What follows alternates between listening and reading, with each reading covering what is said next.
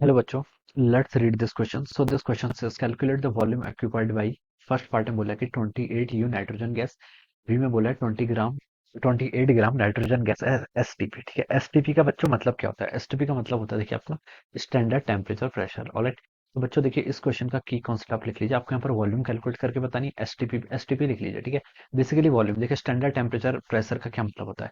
Standard temperature pressure का बच्चों मतलब होता है कि अगर हम 1 एचटीपी की बात करते हैं तो देखिए स्टैंडर्ड टेम्परेचर प्रेशर होता है इस टेम्परेचर और प्रेशर की स्टैंडर्ड वैल्यू, जब आपका टेम्परेचर कितना हो 273 केल्विन के इक्वल हो, या फिर देखिए इसको मोर स्पेसिफिक करके 273.15 केल्विन बोल देते हैं। ठीक है, और जब आपका प्रेशर किसके इक्वल हो, जब आपका प्रेशर किसके इक्वल हो, 1 बार के इक्वल हो। 1 बार बोल दीजिए या फिर क्या लिख सकते हैं, 10 to the power 2 kilo pascal, या फिर इसको 10 टू द पावर 5 पास्कल लिख लीजिए। ठीक है, ऐसा ही सिस्टम है, तो ये याद आ जाएगा। ठीक है, तो ये आपका क्या होता है, स्टैंडर्ड टेम्परेचर प्रेशर की कंडीशन होती है। तो जब आपका टेम्परेचर इतना होता है, इतना आपका प्रेशर होता है, तो उस कंडीशन पर जो आपकी वॉल्यूम होती है वो कितनी होती है आपकी 22.4 लीटर्स की इक्वल होती है। ठीक है, ये आपकी एचटीपी की क्या होती है, कंडीशंस होती है। This are the conditions. ठीक है, तो हम बता सकते हैं बच्चों यहाँ पर हमारी जो मोलर वॉल्यूम होती है, मतलब 1 मोल के लिए अगर हम बात करें तो वो 22.4 लीटर की इक्वल होती है।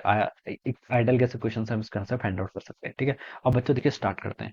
हमें 28 यू नाइट्रोजन गैस का कितना वॉल्यूम क्या करके ऑक्यूपाइड करके वो बताना है। ठीक है, पहले देखिए बच्चों 1 यू को हम देखिए ग्राम में कन्वर्ट कर लेते हैं। 1 एमयू होता कितना, देखिए 1 यू की वैल्यू देखिए आपकी होती है आपकी 1.67 इंटू 10 to the power -24 ग्राम के इक्वल। ठीक है, ये आपकी 1 यू की वैल्यू होती है, या फिर हम इसको लिखते हैं 1.67 into 10 to the power -27 KG. ठीक है, ये ऐसे रिप्रेजेंट करती है। ये आपका मास होता है। ठीक है, मास किसका होता है, देखिए आपका देखिए आपके एटम में किस किस का मास होता है, प्रोटॉन्स होता है और बेसिकली न्यूट्रॉन्स होता है और इलेक्ट्रॉन्स होता है। इलेक्ट्रॉन का मास तो नेग्लिजिबल होता है, तो हम प्रोटॉन और न्यूट्रॉन के मास का एवरेज फाइंड आउट कर लेते हैं, तो आपका 1 यू के इक्वल हो जाता है। ठीक है, तो यहाँ पर से आपका क्या हो जाएगा, 1 यू के इक्वल आ जाएगा। ऑलराइट, अब हमसे क्वेश्चन पूछ रखा है देखिए आपको 28 ग्राम। देखिए अब देखिए नाइट्रोजन जो गैस होती है, नाइट्रोजन गैस का मोलर मास कितना होता है? देखिए नाइट्रोजन गैस में क्या होता है आपका, नाइट्रोजन गैस आपकी N2 फॉर्म में एग्जिस्ट करती है। नाइट्रोजन का 14 14 और 14 कितना 28। ठीक है, तो N2 का जो मास होगा वो कितना होगा आपका 28 ग्राम के इक्वल हो जाएगा। कितना हो जाएगा आपका 28 ग्राम के इक्वल हम बोल सकते हैं। ठीक है, या फिर हम बोल सकते हैं कि आपका 28 ग्राम किसके इक्वल होगा, आपका 1 मोल ऑफ N2। ठीक है, 1 मोल ऑफ N2 किसके इक्वल हो गया बच्चों, आपका 28 ग्राम के इक्वल हो गया। ठीक है, और 1 मोल N2 अगर आपका 28 ग्राम के इक्वल है, तो 1 मोल पे देखिए आपकी वॉल्यूम कितनी थी, जिसको हमने मोलर वॉल्यूम बोला था 24.4 लीटर। ठीक है, 22.4 लीटर। तो हम बता सकते हैं जो आपका 28 ग्राम आपका क्या होगा, N2 होगा स्टैंडर्ड टेम्परेचर प्रेशर पर, इसकी वॉल्यूम कितनी होनी चाहिए आपकी 22.4 लीटर के इक्वल होनी चाहिए। ठीक है, एक पार्ट है तो बच्चों हमसे ये पूछा था बी पार्ट में, तो this is the answer of the B part.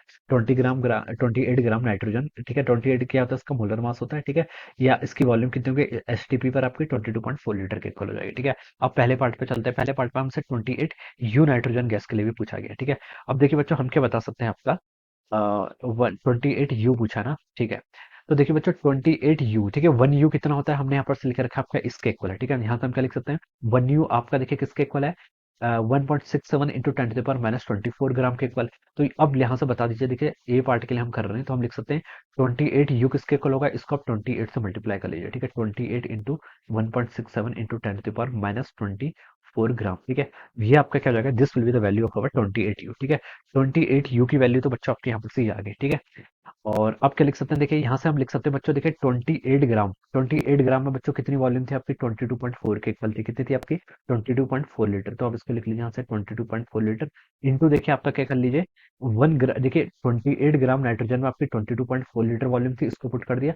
अब आप 1.67 इंटू 10 to the power -24 से क्या कर लीजिए, इसको मल्टीप्लाई कर लीजिए।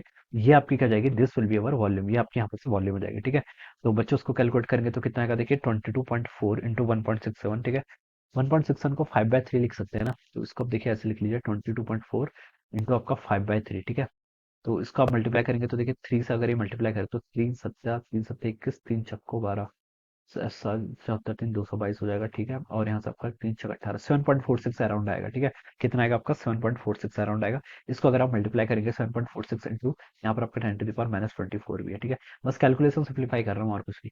7.46 इंटू 5 करेंगे, देखिए 46 पंजे कितना होता है 230, 5 सत्ते 35, 35 और 2 37, 37.3 क्या इतना अप्रॉक्स हो जाएगा, 10 to the power -24 हो जाएगा। ठीक है, इतना लीटर। ठीक है, तो this would be the answer, ये आपका बी पार्ट ए पार्ट का आंसर हो गया। ठीक है, 37.3 into 10 to the power -24 liter.